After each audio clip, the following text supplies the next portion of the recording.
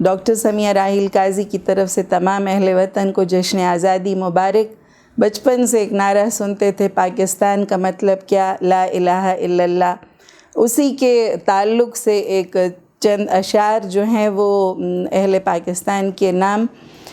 گر تم دل گرفتہ ہو کہ تم کو ہار جانا ہے تو پھر تم ہار جاؤ گے، اگر خاطر شکستہ ہو کہ تم کچھ کر نہیں سکتے یقیناً کر نہ پاؤ گے۔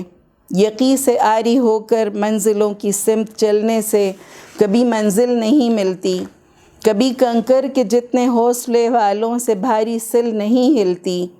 زمانے میں ہمیشہ کامیابی ان کے حصے میں ہی آتی ہے جو اول دن سے اپنے ساتھ ایک عزم مصمم لے کے چلتے ہیں، کہ جن کے دل میں عزم و حوصلہ ایک ساتھ پلتے ہیں۔ اگر تم چاہتے ہو کامیاب و کامراں ہونا تو بس رختے سفر میں تم یقین و عزم کی مشعل جلا رکھنا۔